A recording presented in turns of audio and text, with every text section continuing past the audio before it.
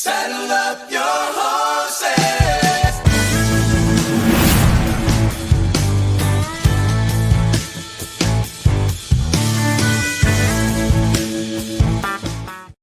What's going on, everybody? It is a cover 4 version, and it's not an Engage 8 or anything like that. It's a cover 4 version of the Manly Broncos. And why do we say that? Because the altitude adjustment has invaded the Manly Broncos podcast with none other than my good friend Mario Vitanzi over there at Let's Talk Broncos. For I guess Mario, to hit things off, like, you doing well? Yeah, I mean, fresh off the combine, you doing well? Yeah, I'm doing great. I'm doing much better than people that think the combine means anything. I mean, it's pure entertainment value, and there's so many people that are like, this guy's draft stock is plummeting. This guy's draft stock is rising. And I'm just living here, I'm over here living my best life in reality where, I'm doing great because I don't believe those things. It's the underwear Olympics, and it's weird that a bunch of grown men go watch a bunch of younger grown men run around and work out in their underwear. But you know what? No judgment, to each their own. We all derive pleasure from different things. For example, I derive pleasure from doing podcasts and talking about how stupid it is to watch college kids run around in their underwear. But that's just me. Sounded like a little bit of judgment there. Okay, there's a little bit. A little bit. Well, I was gonna say, and given the fact that you are so athletically gifted, you yourself probably wouldn't have no business, running the 40 or the shuttle or anything like that, because you would pride yourself on the interview process, more important. Of course. Well, and here's the funniest thing about the combine that people don't realize. It's like, I can throw a football pretty well. If you put me out there, it's like, will you notice a difference? Of course. I'm not stupid to think that I could hang with those guys, but I could make pretty much every throw that those guys make. And that's not like me saying, oh, look at me, I'm such a good quarterback. This is stupid. And most anybody who can throw a football can do these things. It's not a great way to measure a quarterback skill set. Like you said, Cam, it's interviews, it's the whiteboard talk, it's stuff like that. And I figured I would just segue right into the combine talk, since I know that you wanted to discuss it, and probably wanted to discuss how terrible Emmett Johnson looked. Like, shocker, a guy from Nebraska, underwhelmed. I can't believe it. First things first, of course, hit the subscribe button for the MHRT Network page. We also do a YouTube channel for Manly Broncos, so hit the subscribe button for Manly Broncos. And of course, follow the boys. I would say at Mile High Mario, but unfortunately, that account is no more. You know what? I'm still that's not okay, Cam. Okay, it's too soon. That account was ripped away from me 5 years ago. That's still too soon. But follow at Vitanzi Therapy, and obviously Jordan T. Lopez, and at Brandon Miller PO. Jordan, Brandon, how are you guys doing? I'm doing well over here. Just want to get these mock drafts out of the way. I just want the NFL draft to happen already. I kind of feel like, but I think we all know what the Broncos need and want. But man, it's quarterback. It's just gonna be weeks and weeks of just BS and us hearing smoke screens and all this, and us having to bite on certain things. So we just have to beware of what we read and stuff. The mocks that you guys read for the last month, what do you want me to say? It's embarrassing sometimes. Exactly.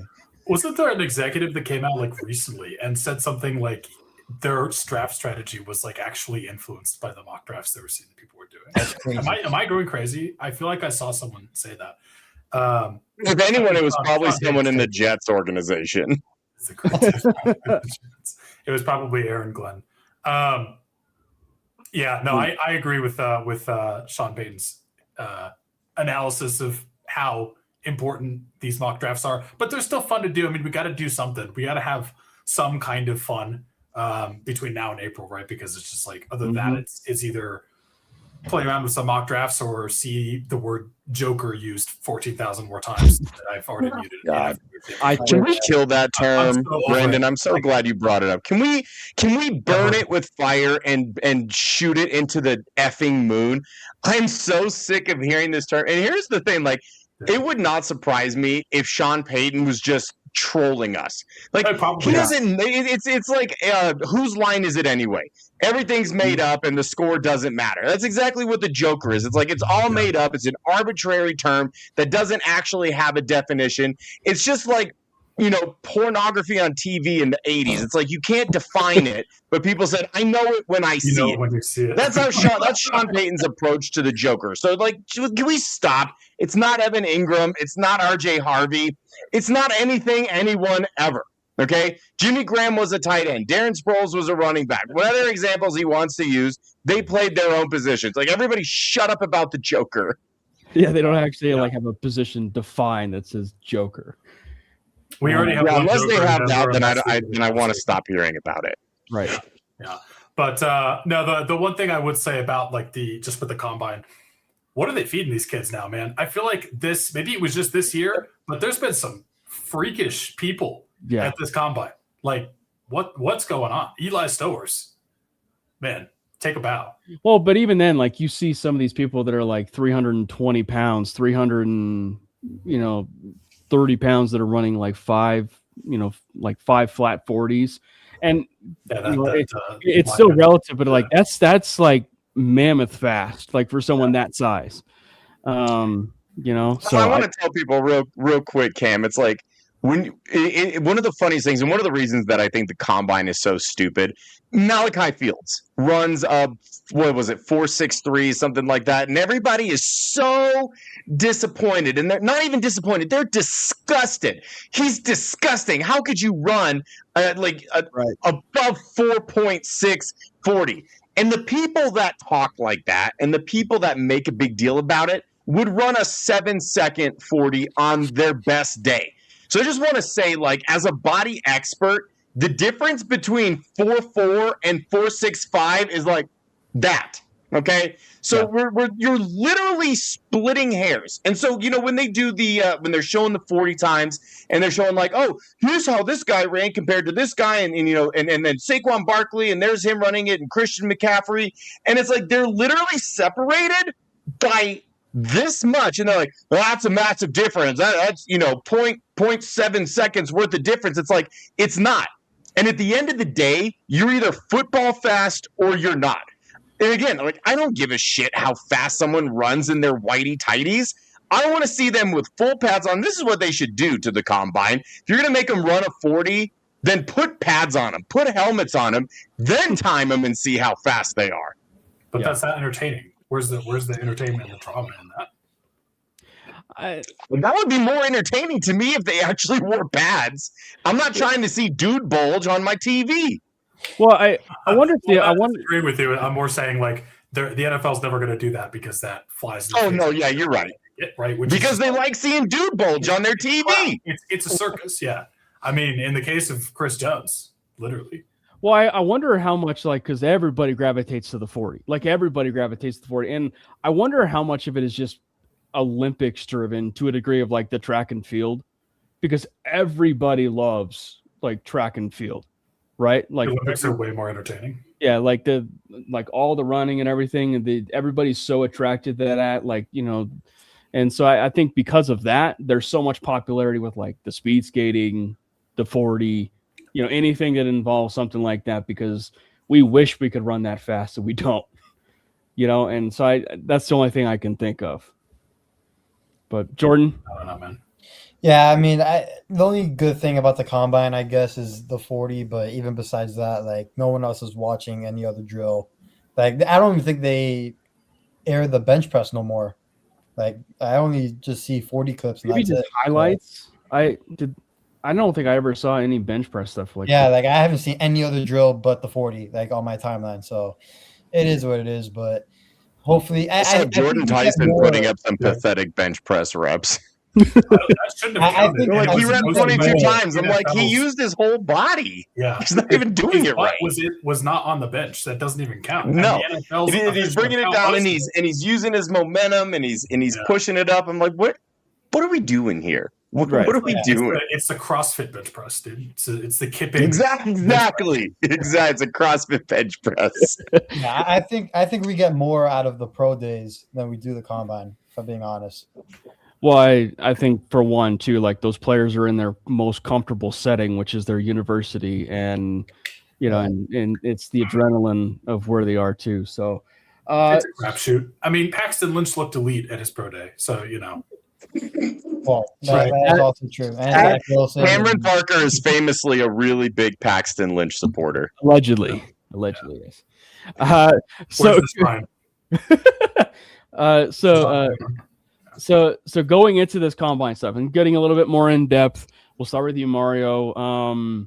Aside from the obvious of the stuff of like a Taylon Green, obliterating the combine with his workout. Who are some of your like big victors, if you will, for some of this combine from a Broncos side of things? I mean, I would be remiss if I didn't bring up Mike Washington Jr. I've been pounding the table for him for probably a solid 2 months now. And honestly, the combine is just one of those things where it's like, it's validation to me. Like, I knew he was big and strong and powerful and fast. And it's like, to me, it's nice that everybody else that like wasn't already aboard the Mike Washington Jr. hype train, like saw the 40 and they saw the drills and everything. It's like, oh, he had a great combine and he helped his draft stock. It's like, no, what helped his draft stock is his film. Like the fact that he rushed for over 1,000 yards, I think it was 6 or 8 touchdowns, over 6 yards per carry on a bad Arkansas team in the SEC. It's like the combine is what it is. So it's like if I had to say someone, it's like, yeah, he had a really impressive combine. He's a freak athlete. Now I'm not going to be one of these people that's like, oh, their RAS score is 9.5 or higher. We need to draft him. Because I thought, like, there's a lot of guys that you haven't heard it all about during the draft cycle. Like Jeff Caldwell comes to mind. I think the receiver out of Cincinnati, I believe it is. And everyone's like, oh, my God, he's a freak athlete. He's 6'5" and 215. And, he ran a 4.3 40. And I talked to Andy about him, who's in the chat right now. And I was like, why do I not know who this guy is? Like, I'm pretty dialed in. And, I've looked him up and they're like, yeah, he's probably a UDFA. And now you have people pounding the table like, oh, no, there's no way that, with his RAS score that he's going to be a UDFA. Like, he's going to be a day 3 pick or he could go even higher than that. And so when I asked Andy just straight up said, like, he's bad at football. It's like, he's a great athlete, but he's not a good wide receiver. So I read up on him. It's like, he can't block. He rounds off the top of his routes, doesn't have great hands, doesn't have an extensive route tree. And so it's important to temper all of these expectations, right? It's like you can have a great combine and maybe it helps you out a little bit, but if you didn't put good film out when you were in college, you could run a 4.15 40. You could bench press 50 reps at 225. None of it is going to matter if you're a bad football player. Yeah. Right. Yeah, we're drafting football players, not just athletes. Right, exactly. Yeah, exactly. And they should be both. Like, and in the chat, Chuck Hartman said, George is really big on RAS score. That's fine. Like, I am too. But the RAS score has to match their production and their college tape. So you get a guy like Mike Washington who pops on tape, and then he has the RAS score. I think it was the highest RAS score ever by a running back. And it's like, okay, well, that syncs up. And so it kind of validates everything that you're thinking about a guy like Mike Washington Jr. And honestly, on the adverse side, like Cam, I knew I'd give you crap about Emmett Johnson. Yeah. He's obviously a really good running back. I don't care where he went to college. I don't care what his 40 time was, what his measurables were. I know his RAS score was somewhere in the 5s. He's going to be a 2nd or 3rd round pick, and he's going to be a good running back in the NFL. So it goes both ways. So, like, yeah, people might be fans of RAS scores, and I think it's important to find good athletes. But again, that score has to match the film and the production that they put out in college. Bottom line is you can either play football or you can't. Well, I was going to say, there's a few cases of players who just completely bombed a combine.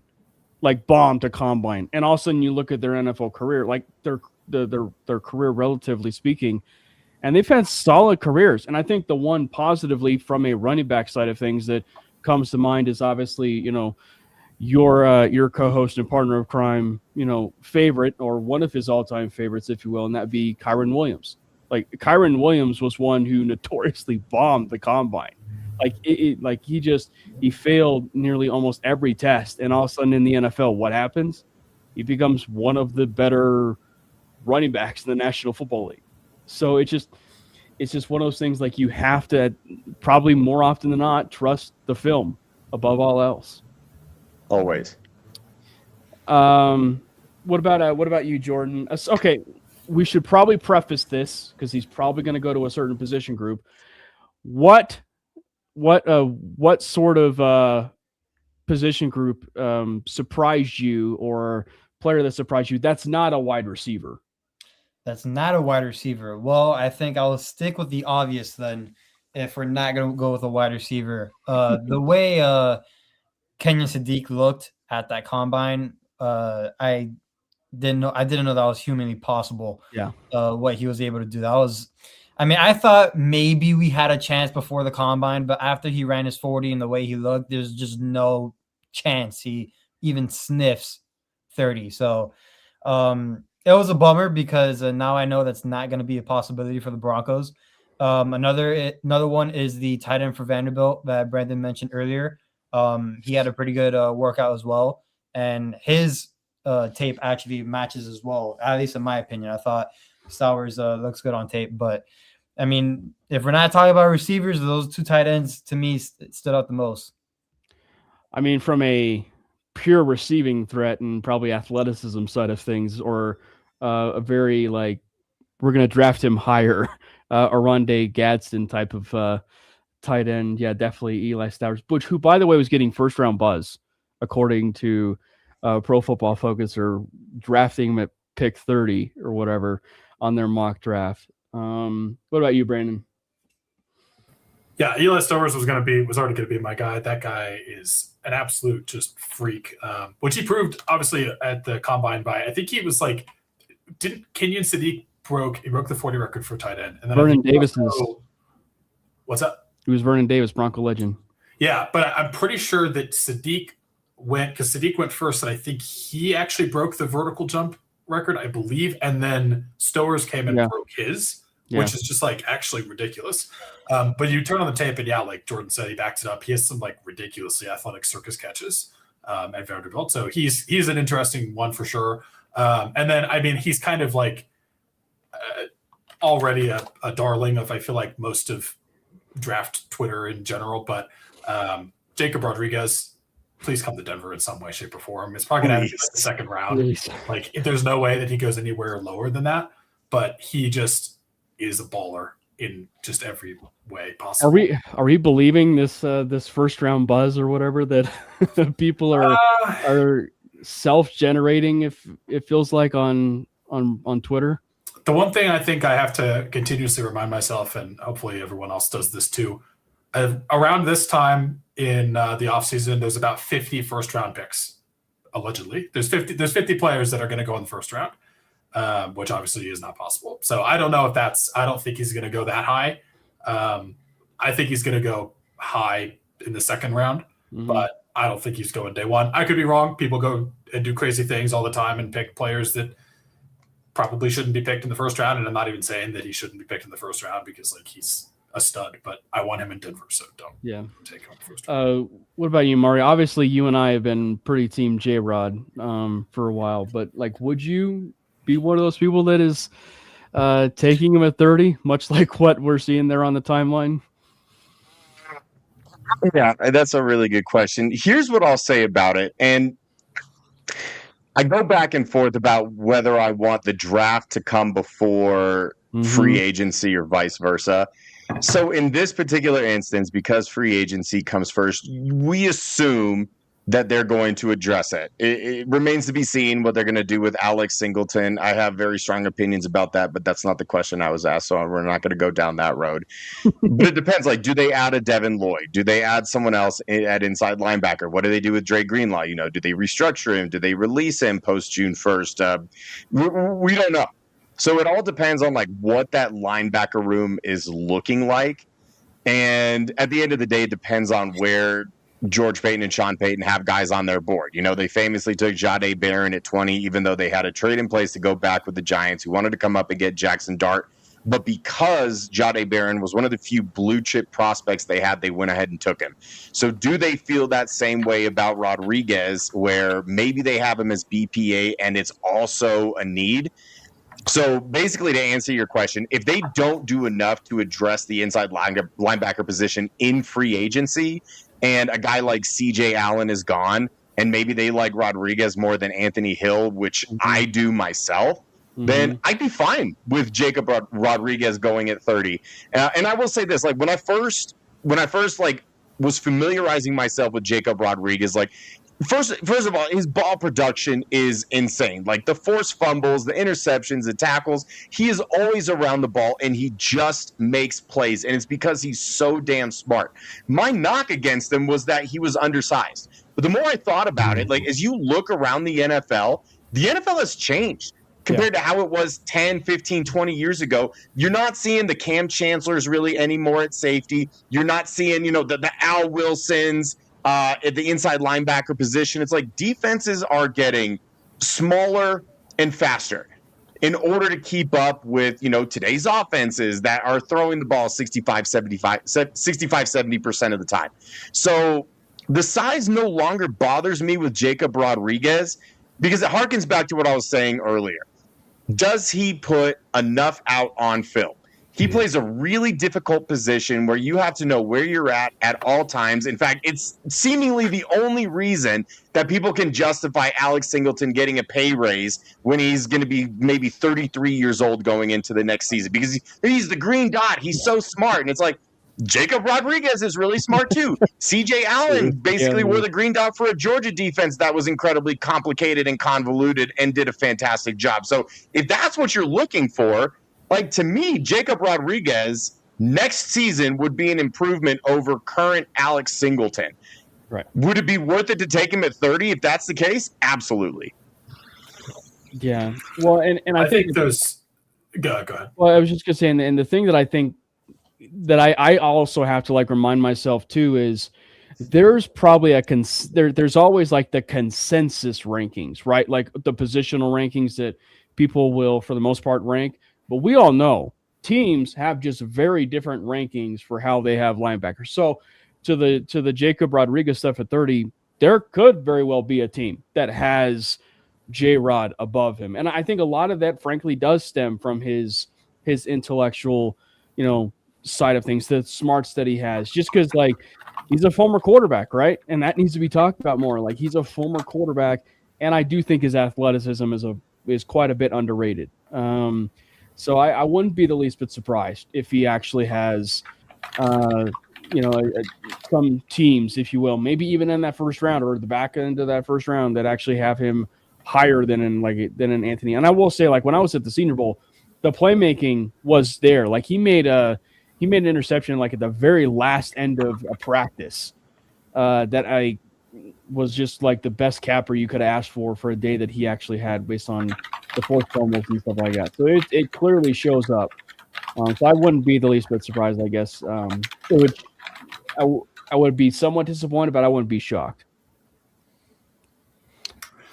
I think there's a lot of opportunities to upgrade the inside linebacker spot this offseason. I think this team would be making a mistake if they don't capitalize on that in at least some way, shape, or form, whether that's Rodriguez at 30. Was Bobby Okereke was just released by the Giants yesterday, yes. Who is a solid player. I know he's 29, but he's been good for them and consistent. I think you have to do something. Like, it's just been an issue for so long at this point. Like, even with the moves that they had made going into this year, and like, I don't have anything against Alex Singleton, but just given where he's at right now in his career, I don't know if I want Alex Singleton to be my starting inside linebacker. So I think they have to make some kind of a move there. But I also think that there's enough. This kind of goes back to Mario's point. I think there's enough players available even in free agency that could be filled by the time we're in the draft. And there's even some other draft prospects as well this is like a pretty interesting linebacker draft. But I don't think he's going to go round one, but like that's not me saying I wouldn't be okay with us taking him in round 1. Yeah. Moving forward. Well, here's the thing, man. As it pertains to the inside linebacker position, the defense was borderline elite last year, but inside linebacker was the biggest negative. Right? It's like that was by far the biggest negative on the defense. And the definition of insanity is doing the same thing over and over again and expecting different results. It's like if you're going to extend Alex Singleton, okay, then expect more of the same. And also understand that his best years are probably behind him. So it's like, do you want to be really good and solid, which Alex Singleton is, or do you want to try to improve the biggest weakness on your defense and be taken seriously as a Super Bowl contender? Yeah. Yeah. My only thing on the linebacker thing is, like, I agree with Mario. It depends on what we do free agency. I know last episode I said that I truly do believe that the Broncos are going to sign Devin Lloyd. And I mean, I was joking around when I said about DeMario Davis, but you never know. He's a Saints guy. You know how Sean Payne is with the Saints guys. But if they don't address it, which I would highly doubt if they don't in the free agency, Jacob Rodriguez at the 30th overall pick, I wouldn't be mad at. But I am still in the belief of that 30th overall pick will be in Miami, because you know who's coming to town. But I digress. I'd be all for that. Might need a little bit more wishful thinking on that part for that to. Yes. Yeah. I will say, in looking at some of these other position groups, and everything too, because one of the other ideas and, positions as far as, going forward probably is that wide receiver room, but maybe not so much, trading for a wide receiver, but maybe adding a wide receiver in this draft. And I think that, when you think of the class that was this last year to now, it's a relatively deep class this year. Like, it's a relatively deep wide receiver class. And obviously, there's been a certain wide receiver that is skyrocketed, or what once started out to be Elijah Surratt ended up skyrocketing to end up becoming an Omar Cooper, as far as on that same football team. But I guess we'll probably start with the wide receiver guru, or so he calls himself, wide receiver guru. I do not call myself that, no. I get people attacking me. No, I just like the position. It's my favorite He's position. actually just a wide receiver addict. Is a difference. Yes. Okay. That's a great title. I would actually take that title. Unless it is Jerry Judy doing, Jordan. Here we go. What's popped up on your Google alerts recently? Google search. But we should have done this entire show in the mood of Jerry Judy. Fine. Just completely drop the ball. Yeah. It's okay. Yeah. Listen, I deserve it. We're talking football. It's fine. I deserve here. it. But in terms of the wide receivers, I was always intrigued with Chris Brazo from Tennessee. He's 6'5", and he flies on the field. I know we had mentioned the receiver from Cincinnati, Jeff Caldwell. I mean, I was very surprised with how he looked at the combine. The one that I actually thought did not help his case at the combine was Denzel Boston from Washington. He had a very, very shaky drill session with the quarterbacks, and it even got to the point where Daniel Jeremiah, who he rarely mentions the mistakes at the combines with the drills, he kept on calling out Denzel Boston with his drops and stuff like that. So it was very telling on how poor of a performance he was having. And I know a lot of people love Boston and the way he played at Washington. So it'll be interesting to see how, his trajectory goes as the weeks go on and stuff, because I can see a possibility where he continues to slide and it becomes a talking point for Denver. But that's another conversation for another day. But the wide receiver group for the draft class, like, there's some pretty good ones. And I think later you go on in the draft, like round 3 and 4, like there's some depth guys that can have a pretty good role on some championship teams. So, Brandon, before you give your take on the wide receiver, please don't try and swoo us with your eyes like Malachi Lemon. Dude, that was one of the strangest interviews. I guess not an interview. It was like a presser availability. That was just weird. Yeah, it was. That was odd. I also heard that he did not do well in his private interviews. Yeah, if he acted that way in his actual interviews, that would be. I don't think there's no way, right?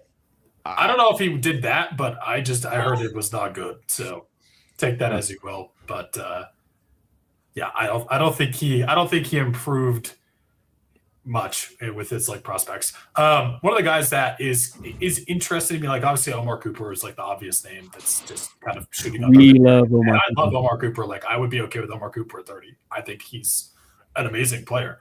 Omar Cooper. Another guy that had just kind of been I don't know if I would say he's been flying under the radar because he's been getting a decent amount of love, but I think Omar Cooper has kind of supplanted him in just popularity, which for a fair reason. Omar Cooper's great. Is Casey Concepcion. I still don't know if I'm pronouncing his name perfectly anymore. I think that's right. I've heard it 40 ways. I don't know, but he just is so smooth. He's not he's quick. He's not a speed demon, but he has some burst to him, and he's just such a smooth player. He's able to just really get into the position of the field that he needs to be in, and he's a wide receiver that is able to build that trust with the quarterback where he's going to be where he needs to be when you need him to be there, and he's going to make a play for you. I don't know if I would necessarily be looking at him at 30, although I think he could go in round 1. I think he's probably a round 1 player. I think I prefer Omar Cooper personally, but I do think he is someone to look at and at least keep an eye on just to see who kind of goes around that range. Mario, this is your floor, I guess, to start talking about Omar Cooper at 30, and frankly, anybody else that caught your eye a little bit at wide receiver. I love Omar Cooper, and honestly, he feels like a guy it's being talked about here. He's not been talked about enough, and I don't know where he's being placed in terms of draft order. It wouldn't surprise me if he went somewhere in the 20s. The film is fantastic. The body control is great. It's the yards after catch. That's what I think. That's the biggest thing that is alluring to me. As a Broncos fan and what the Broncos need. They need just an absolute stud when it comes to yak ability. We saw a little bit of that out of Pat Bryant, and I think as he becomes more comfortable in the offense, maybe he can be a serious yak weapon for this offense. We saw it a little bit with Marvin Mims, but he needs a little bit of space to do so. Cortland Sutton, it's he's down when he catches the ball, and it's fine because the 50-50 balls are closer to 70-30, but it gets frustrating at times that a dude that's bigger than our tight end one, is completely incapable of yards after the catch. Right. But to that end, another name that I want to throw out there that hasn't been discussed is Chris Bell. And I don't know what his draft stock looks like because of the injury. But if the Broncos keep saying we like the room, then prove it. Take a Chris Bell, who you probably won't have early on in the season, Mm-hmm. but midway through the season when guys are starting to get run down, and you can insert Chris Bell in a couple of formations and drop some plays for him. For my money, he was one of the best yak receivers in the entire league, and he's built like a running back. He's like a Jamar Chase, very light. Okay, I'm not comparing him directly to Jamar Chase, but in terms of actual build, where he's a muscular, still tall but stocky build. I love Chris Bell. And I feel like that's the guy that not a lot of people are talking about because of the injury. But again, if you really do like the room, like George Payton has repeatedly said, and maybe it's a misdirect, but if you really do like that room, then it's then you don't care if Chris Bell is not available during training camp or early on in the season, because you know what he can do with the football in his hands. And then two other guys, not necessarily first-round guys, but Ted Hurst, who I had not even heard of, and then I saw him at the Senior Bowl, and I'm like, whoa, this dude is scary good. And I was talking to Andy, my residential draft expert, and he's like, I see a lot of George Pickens in him. And I'm like, if he could beat George Pickens without all the goofy shit between his brains, then sign me all the way up for Ted Hurst. I don't know what round he's projected in. It's really difficult with these small school guys, because it's he absolutely dominated on film, but it's he's playing far inferior competition. So that's exactly what you want to see. I will say two other guys. Skylar Bell, I wanted to mention. I don't know if he is necessarily the kind of receiver that like the Broncos need per se, but a really good, solid, like chain moving wide receiver, really good route runner. And then Brendan Thompson, of course, fascinates me. I mean, if they're not going to use Marvin Mims, then maybe Brendan Thompson isn't right for this offense. Like they have a guy that can take the top off of the defense, and anytime they ask him to do it, it seems to work pretty well. But the frequency with which they do it, I know is frustrating to me and the majority of Broncos country. So even though a guy like Brendan Thompson, who maybe is an even more explosive version of Marvin Mims, like would be fascinating maybe on day 2 or early day 3. But then it calls into question, like, would they actually use him the way that they would need to? Right. And that's kind of the million-dollar question in general when it comes to Marvin Mims. Are they going to be using him? You know, and that's probably what's been feeding the stuff of KC Concepcion, you know, probably a like pick 30 or, you know, and I think that like a couple wide receivers, and I'm glad you mentioned Ted Hurst, so I won't mention him, but like, I think that, you know, there were a couple players that like have kind of been on that, like, are they going to use Marvin Mims type player? But he's such a fascinating player that's hard for me to ignore, like with this offense. And that's, you know, Zachariah Branch, right? Like Zachariah Branch is another one that's like, you know, if you're going to be not using Marvin Mims, Branch is another one where he's actually pretty electric when it comes to after the catch and, you know, smartly, you know, in his yards after catch. And then Kevin Coleman is another one from Missouri. Like Kevin Coleman's another one from Missouri that I like a lot. And then frankly, it was what I believe was Andy who mentioned him, and that would be Malik Benson from Oregon. Malik Benson from Oregon, you know, the speed demon, if you will, from Oregon. I'm be really curious to see, you know, what his stock would be, if you will, when it comes to this draft. But yeah, I'm very curious to see when it comes to this wide receiving core. Because if there's one thing we said, and it was said, they like what they have. They like what they have. Yeah, that's not going to cut it out. I mean, I need this room to be a lot better. We can't have Bo going into his 3rd year, putting on his Superman cape again and having to carry these guys again. He just surround your guys with help. I mean, it's going to suck even more when that trade notification hits in where the Patriots trade for A.J. Brown, getting Drake May more help. Meanwhile, we're talking about drafting another young guy that may not even play 30% of the snaps. Like, I'm just tired of just go get a guy for Bo, please. Yeah. And then I guess like to just kind of like wrap up the combine discussion before we dive, you know, into free agency, and then we'll wrap it all up, is the $1 million question, right? Like, did the combine for you guys, and Mario, we'll start with you, did the combine change at all for you as far as like possibly like what the Broncos do, you know, at pick 30 or just in general? Because I will say, like, going into the combine for me, and we had the conversation last week, but like, Mario, what is your confidence level that the Broncos are going to be picking at pick 30? Or is it one where you're not confident they're going to be picking at pick 30? The question is just, are they trading up or are they trading back? If I had to bet on what I thought would happen, I think that they would probably trade out of the first round. It feels like the meat of this draft is kind of in the middle rounds, and so you trade back a little bit. Maybe there's a player that falls that isn't necessarily a need for the Broncos, like a cornerback. God, like, please don't take a cornerback in the first round again. But you trade back, you add some assets to, again, like where I think the meat of this draft is, like good solid role players who can grow and develop into starters. But if it were up to me, and I actually alluded to this earlier on Twitter, and it came from the Rams, who traded yet another first round pick for a Pro Bowl, all pro caliber player. And someone had put out like the last like 10 first round draft picks that the Rams have had. They have traded away every single solitary one of them except for the one that they took Jared Verse with. And then I think they also have 13, which they got from the Falcons last year. That's what I want the Broncos to start doing.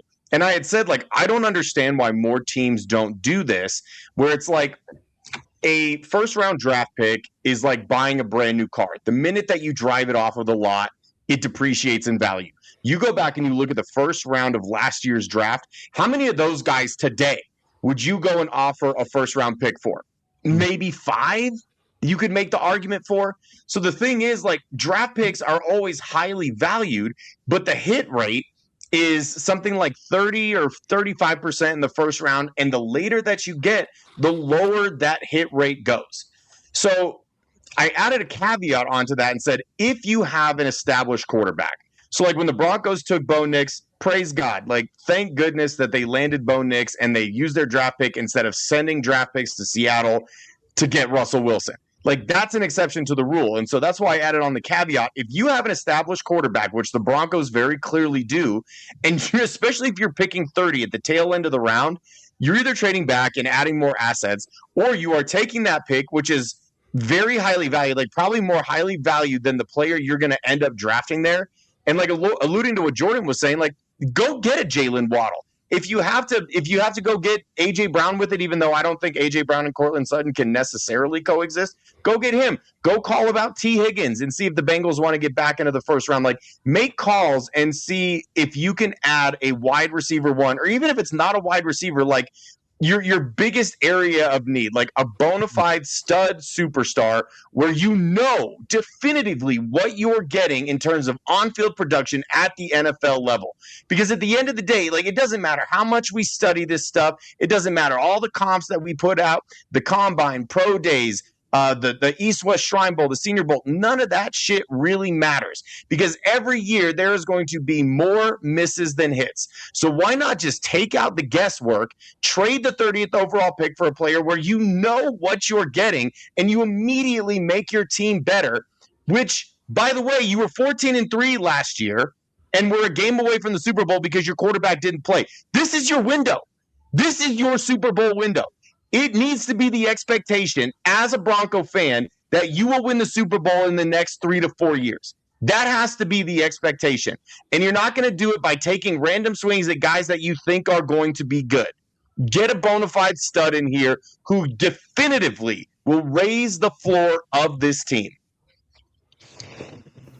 I couldn't agree more. I think it's like something like 35%, maybe a little bit more, of all players drafted in the first round get a second contract with the team that drafted them. So like you could take someone who's just an absolute dart throw and you don't know what that's going to be like, or you could look at it as instead of me, it's not that I'm trading pick 30. At pick 30, I'm drafting Jalen Waddle.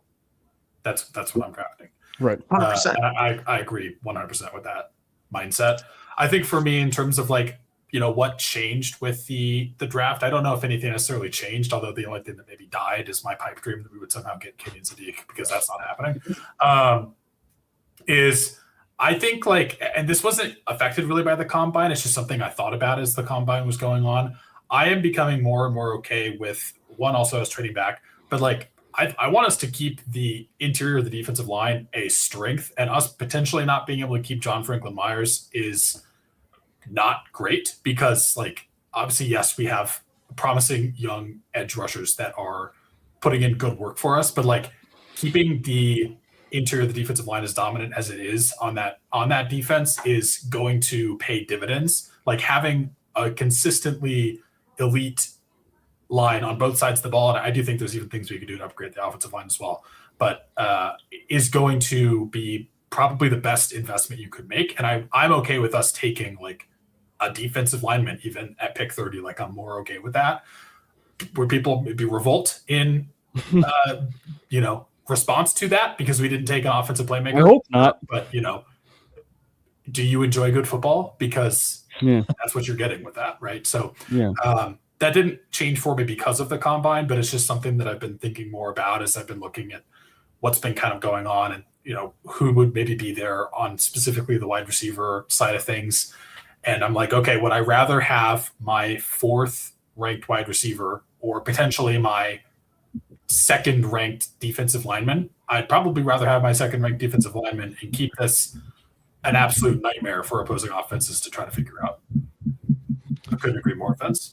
It's the Eagles blueprint, right? Like that's why they keep adding to the defense, whether it be on some of the edge room, linebacker room, or even the defensive line. They keep, and for one, they're Georgia players too, but just they keep adding to the their defense, and it's one of the reasons why over time it made them one of the best defenses in football.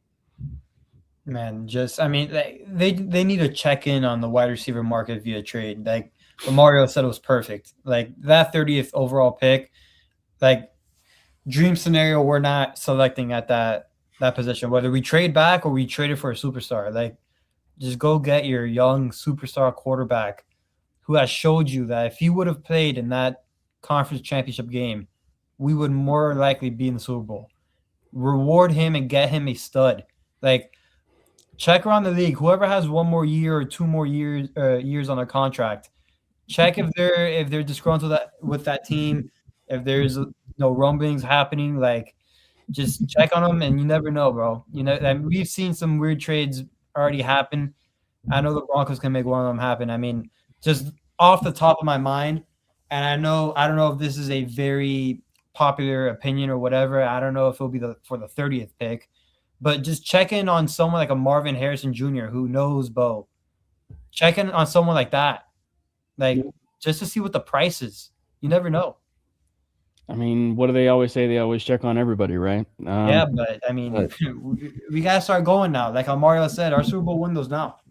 You know, you mentioned about, you know, the way things are going in free agency, and well, Broncos insider Mike Kliss dropped a very noteworthy article about like an hour or 2 hours before we went live, and there was a lot to take in. You know, from that article, and you know, Mario, it wasn't exactly good news. When does good news ever come out of Mike Kliss's mouth, if we're being honest? Yeah, if they end up with Kenneth Gainwell, you know, as we're talking about, regardless of how you feel, like you're talking about Kenneth Walker, you're talking about ETN, Breece Hall before he was franchise tagged. And I don't know, maybe they're going to tag him and trade him. We'll see. My personal favorite, Tyler Algier, Rashad White. Like you have so many really good options. Rico Dowdle at the running back position. And if they go get a guy that does the exact same thing as RJ Harvey or Jaleel, yeah, I will be so mad. I mean, I will just be inconsolably apoplectic about that. And so all we can hope is that it's typical Mike Kliss nonsense and it's clickbaity, where it's making the rounds of like, oh yeah, Kenneth Gainwell was the name that was kind of predominantly mentioned here. It's like, okay, go get Kenneth Gainwell, and then what are you doing with RJ Harvey? Because they're the same guy. Brandon. Yeah, I don't know. I don't know really what to believe with, honestly, what Mike Kliss puts out nowadays, and nothing against him as a person, but I don't know. I think you're kind of just guesstimating a little bit with, I don't think he's been the most accurate recently.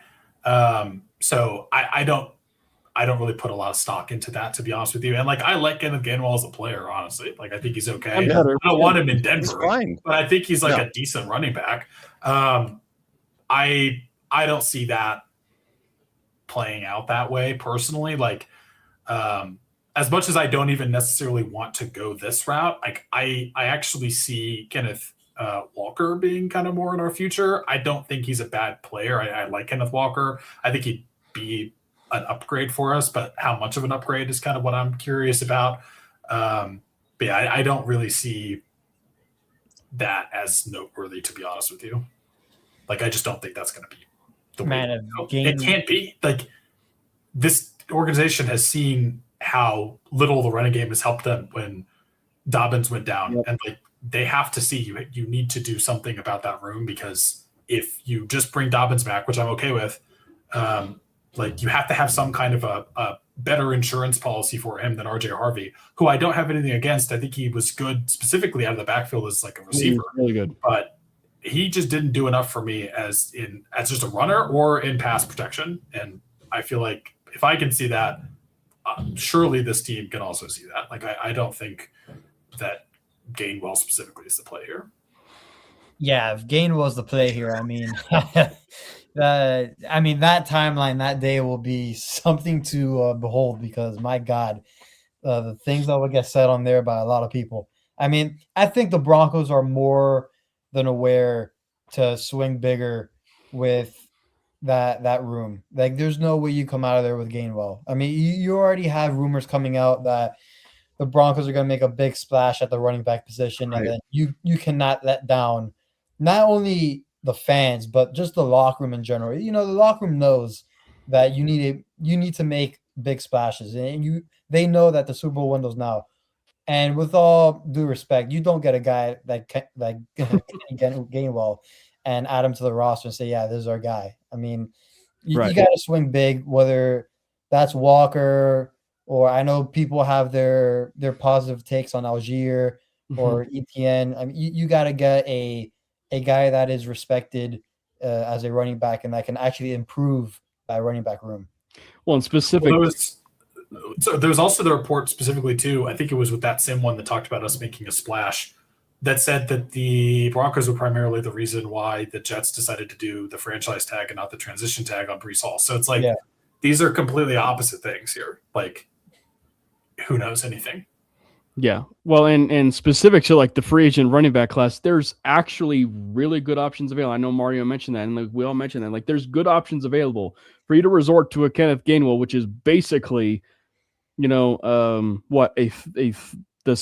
which frankly should be your second running back you sign, not the first running back you sign, would be quite the disappointment. And then on top of that, re-signing players, like all your players, that frankly we could argue some probably shouldn't even be back. And and also too, when you think of the linebacker position, Mario, the linebacker free agency class is also deep, and the draft class is also deep. And I know we talked about some of those players, so it's one of those things where it puts the Alex Singleton discourse, if you will, at a bit of a advantage for the fans, if you will, but a disadvantage when things come out, and things about retaining them. And unless you're signing them to half of the deal that it's reported, and then double dipping at linebacker, that'd be the only reason why I could see something of the likes of, Singleton actually working out, if you will. Yeah, they just can't run it back. I mean, I can't stress that enough. Like, we saw what the biggest weakness was. And here's the thing, like, if you want to take it a step further, I don't know what the deal is with John Franklin Meyer. Like, nothing against Malcolm Roach. He's fantastic, but it was odd to me that they prioritized him over JFM. And I understand, like, it's a cheaper contract and he doesn't quite do what JFM does. I don't know if there's some behind the scenes stuff. Like, obviously JFM has been a bit vocal on Twitter. And people have made a big deal about it. It's probably not as big a deal as we're making it. But the bottom line is, man, like, he produces, and that would be one of the biggest losses if they don't end up bringing back John Franklin Myers. And so the reason that I bring that up is because if you are going to bring back Alex Singleton and you are going to give him a pay raise, you could have taken parts of that money, a decent amount of that money, and put it towards a John Franklin Myers extension. Which, if we're talking about allocating money, I would much prefer for this increase in money they have now that Russell Wilson is off the books. Like, put it towards a John Franklin Meyer contract and extending him before Alex Singleton, because you could also make the case that the reason Singleton is viewed as good as he is to Bronco fans is because that defensive front is so good and because the edge rushers are so good.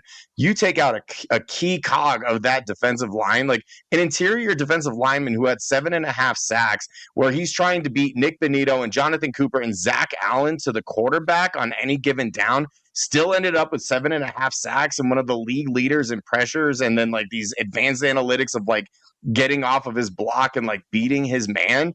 Like, that is so much more important to me in retaining him. And I'm willing to deal with the silly Twitter if that's the problem and like that's the disconnect between him and the franchise.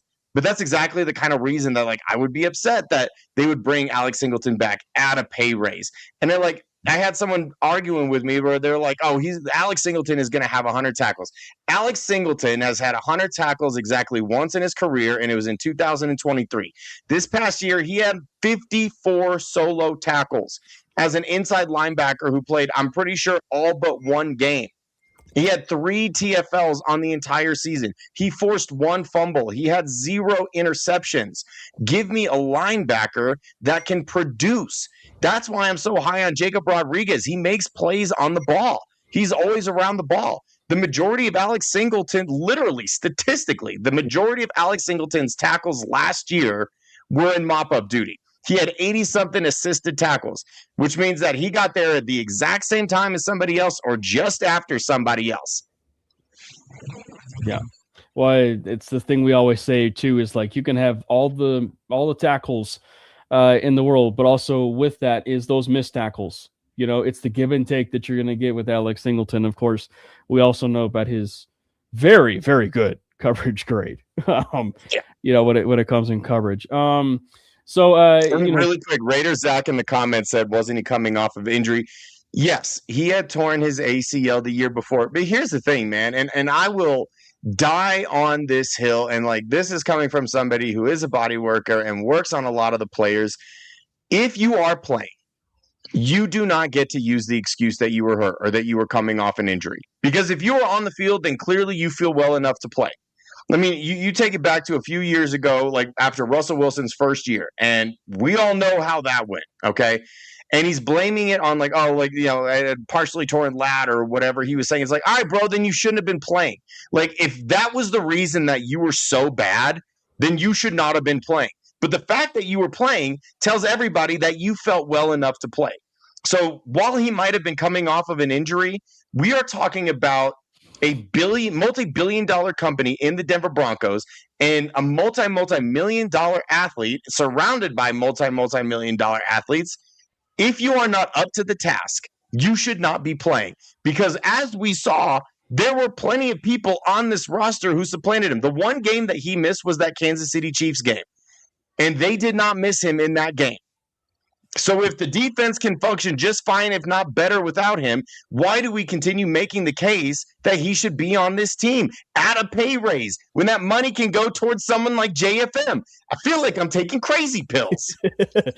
It's okay. I mean, we take crazy pills every once in a while. I myself have never taken crazy pills in my life. So when you look at you were just born crazy. or I was dropped wrong. One of the two. So when you look, is there a way to drop correctly? So maybe I was dropped right. Maybe that's what happened. So Jordan and Brent, I know we did semi of it last week, but this being the last week before free agency officially starts, because like that's what everybody says, like the official day is on Wednesday, but we all know it for all intents and purposes starts on Monday the 9th. So we can make many changes, if you will, on some of the offensive and defensive predictions for free agency. But Mario, you being the guest and everything, this is your floor on the mic and everything before your Tuesday's show, where you can actually call your shot. No pressure for the offensive free agent that the Broncos will sign and the defensive free agent that they will sign that is not a former or in-house Bronco, if you will. I think on offense, it's going to be Trevor Etienne, and I think on defense, it's going to be Devin Lloyd. Trevor Etienne, not Travis Etienne. What did I say? I think you said Trevor. Trevor Etienne, Travis Etienne don't matter. He's a Bronco. So you're despite all your Tyler Algier and everything. Well, I would prefer Tyler Algier, but I'm trying to get into the mind of Sean Payton and George Payton. And as much as I love Tyler Algier and think that he would be the perfect running back to like complement this room, and then you go draft a guy in April. If they are in fact going to make a big splash, that tells me that they're going after a big name. And, you know, straight up and down, like ETN is a bigger name than Tyler Algier. Never mind the fact that Algier was one of the best pass blocking running backs in the league in the limited duty that he had. Never mind the fact that he was 1,000-yard rusher his rookie year on a really bad Atlanta Falcons team before Bijan Robinson was drafted. Never mind the fact that, he could probably average 6 yards a carry in this offense. ETN is technically the bigger name and would theoretically be a bigger splash. And so, as much as I would love to have Tyler Algier here, I also don't want to set myself up for disappointment, because I would also be ecstatic if they added ETN, Trevor, Travis, whichever one is the good one. That's the one that I want. Not more than Algier, though. Jordan and Brent, I know that there was the conversation of Travis ETN last week. Are you guys still sticking to the guns of Travis? For me, I still think it'll be Travis, even though this late, and I know it's not Broncos driven, it's more media driven, but the surge of Tyler Algier, I wonder if that's playing a role in their minds of maybe entertaining that more than ETN. We've heard the connections between the Jaguars and the Broncos having interest in the same players. So I think I'm going to stick with my defensive signing where Devin Lloyd is going to be that guy. And I know I said it last episode. I'll say it again. I'm going to go with a tight end signing on offense. It'll be David Njoku. What university did he go to, Jordan? Oh, come on, baby. The U. And you tell me that I'm biased. Not biased. What about you, Brandon? As long as we end up with Malachi Tony, I'll be psyched. Oh, my God. Could you imagine? Yeah. Well, as much as I would also like to say Devin Lloyd, because I believe I also mentioned him earlier, I'll change it up a little bit, but I'm going to stick with linebacker because I just want, please give us something here. I'll say Nakobe Dean from the Eagles. Dude just is absolute baller. He flies all over the field. He is pretty much exactly what, in my personal opinion, what we need. Him or Lloyd from the Jaguars. I just think we need some like injection of just like raw athlete at linebacker personally, and we just need more there. And Mario's already waxed poetic about how much, why are we looking at trying to keep Alex Singleton, so I won't get into that, but replace him with someone. I don't care if that's Devin Lloyd or Nakobe Dean. I'll say Dean just to change it up a little bit. And then as much as I want Alec Pierce, I don't think the Colts will get rid of him. So I'll say Wan'Dale Robinson, giving us a good splashy white. Yeah. He's a little underrated in my opinion. He's so good downfield. He's not the yak monster that, I think we could also add to the roster if we could do that in the draft.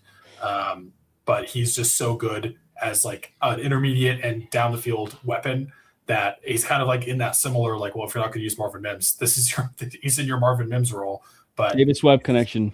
Better ignore Davis Webb connection. Yep. So those are going to be my two, Robinson and Dean. If we get both of those guys, I'm going to be hyped. What do you backup for offense? I was going to say likely, but also Robinson.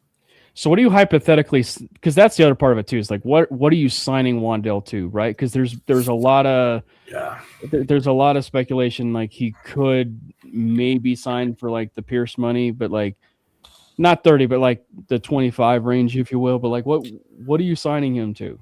I don't think he's going to get that high. I think he's going to be like maybe like in the 17 a year. I hope kind of range. I don't know if he's going to hit 20. I mean, maybe he does. Like he's a good player. I don't think he's on Alec Pierce's level personally. And like Alec Pierce is going to get that more of the bag.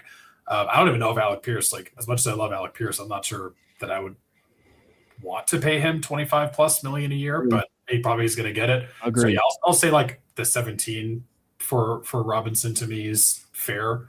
Maybe it's a little bit higher than that, but what is money? We're rich. Well, get ready for DeMario Davis and Taysom Hill to be the signings. So, dude, that's going to happen, and then we're going to draft a cornerback in round 1 again, or safety, right? And then everyone in this fan base will crash the hell out. Absolutely. Yeah, trade for Alvin Kamara for the running back position. There you go. Yeah.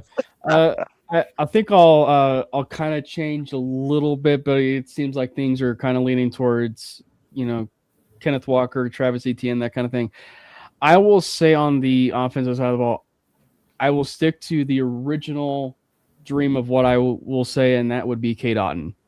I will say Cade Otton on offense. The team, obviously, we didn't get a chance actually to talk much about the tight end from the free agency side of things, but K-Don would be like one of the big ones that I would love to add. Obviously, of the big three, Njoku was the other one that Jordan mentioned.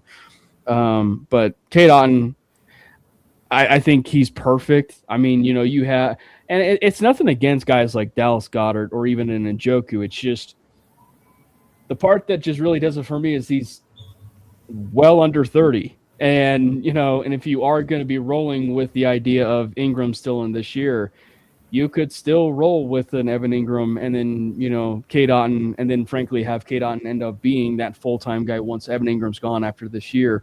Or, you decide to go get a tight end or double dip at tight end, which I wouldn't even rule out too in this class. So I'll say K-Dotton. And then I'm surprised he's not talked about a lot in terms of maybe based on some of the linebacker buzz with but I will still stick to the guns of Caden Ellis. I'm kind of still on that Jonah Ellis connection. He was drafted by Sean Payton in 2019. It seemed like they really also wanted Zach Bond, right? The guy who was with the Eagles that Sean Payton had all that connections with, and then he ended up signing with the Eagles. So I'm definitely not ruling out the possibility that Caden Ellis would be the guy in case they don't get a Nakobe Dean, a Devin Lloyd, So I wouldn't be the least bit surprised about that. Not bad.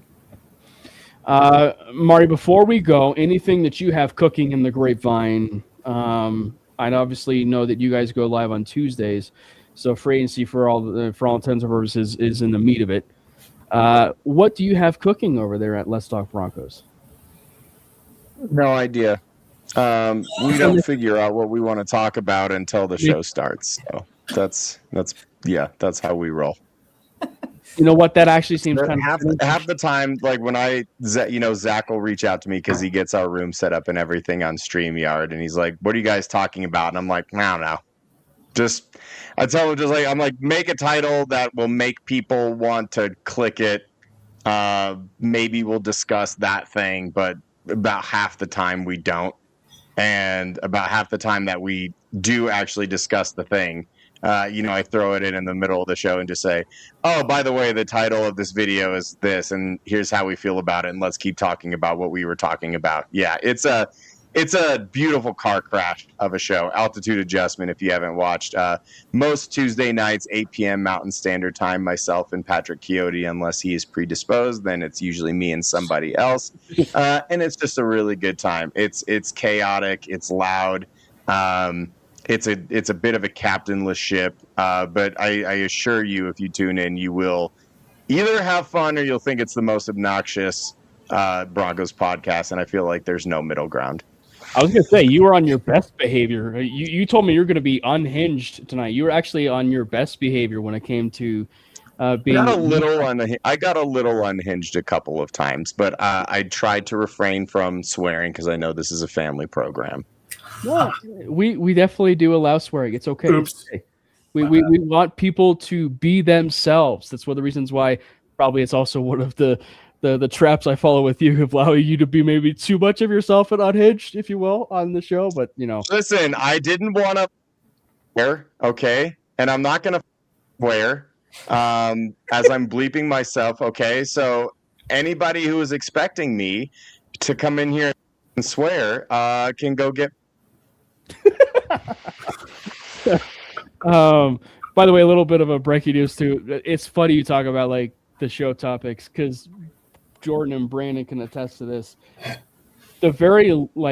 Sometimes like when we do discussions of topics, there are times where we will literally like make the determination like that day, or like at the very most, it ends up being like 24 to 48 hours beforehand. It is definitely one where we make our rundown, because we're guys, we like to procrastinate, like very much like the day of the show.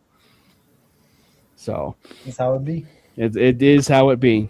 But, that's also what makes our podcast, and the stream also very, very good. So, Mario, thank you so much for hopping on. Make sure you follow him over there at Vitanzi Therapy. And as always, as we said there at the top, make sure you subscribe to the MHRT Network YouTube page. And there is also a join feature, which they do as a membership. You guys can subscribe, be a member for whatever price range is best suited for you guys. There's a $2.99, a $6.99, and a $12.99. And, of course, the YouTube channel for Mainly. There is a Mainly YouTube page. That is basically where we do a bunch of our YouTube shorts, which, oh, by the way, is also advertised on Instagram and TikTok. So make sure you go there. And, of course, follow the boys of Jordan T. Lopez and Brandon Miller, P.O., which we all know Brandon Miller is no relation to the basketball player Brandon Miller in the NBA. And follow myself at Kevin Parker, P.O. And without further ado, God bless Bo Nix. Let's go Broncos! God bless Bo Nix! Fast lane when I pass in the street, bag of money in the passenger seat. Simcoe's been asking for me on the road from the west to the east. Way up, I might never come down, cause the coast racking up the flame out. So high, I might never come down, so what this is